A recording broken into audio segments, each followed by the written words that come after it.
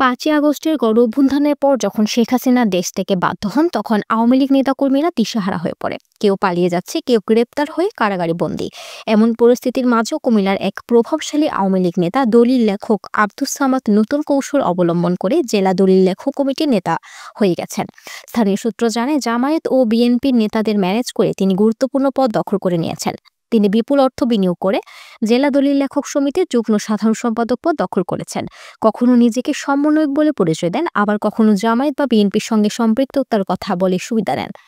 নাম প্রকাশে অনিচ্ছুক একাধিক সূত্র জানায়, গত ১৭ বছর ধরে কুমিল্লা সদরের জগন্নাথপুর ইউনিয়নের ৩ নং ওয়ার্ড আওয়ামী লীগের যুগ্ম সাধারণ সম্পাদক পদকে ঢাল হিসেবে ব্যবহার করে আব্দুস সামাদ অনেক সম্পদ গড়ে তুলেছেন।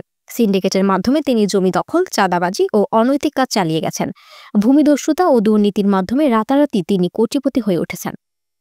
একসময় দরিদ্র জীবনযাপনকারী আব্দুস সামাদ আজ বিশাল সম্পদের মালিক। তার পেছনে ছিলেন স্থানীয় সাবেক এমপি বাহার ও সাবেক ইউপি চেয়ারম্যান মামুন, যারা তাকে সব ধরনের রাজনৈতিক ও প্রশাসনিক আশ্রয় প্রশ্রয় দিয়ে এসেছেন।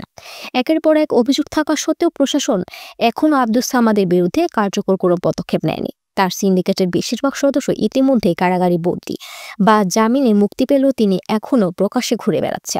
স্থানীয় জনগণ এ ব্যাপারে চরম ক্ষুব্ধ এবং দ্রুত প্রশাসনের হস্তক্ষেপ কামনা করছে।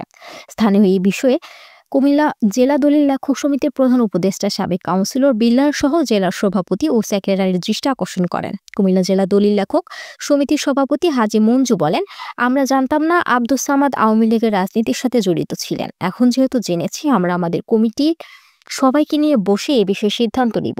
এই বিষয়ে জানতে চাইলে আব্দুস সামাদ বলেন, আওয়ামী লীগে আমার পদ পদবি আছে এটা ঠিক, তবে জুলাই আন্দোলনে আমি ছাত্রদের পক্ষে ছিলাম।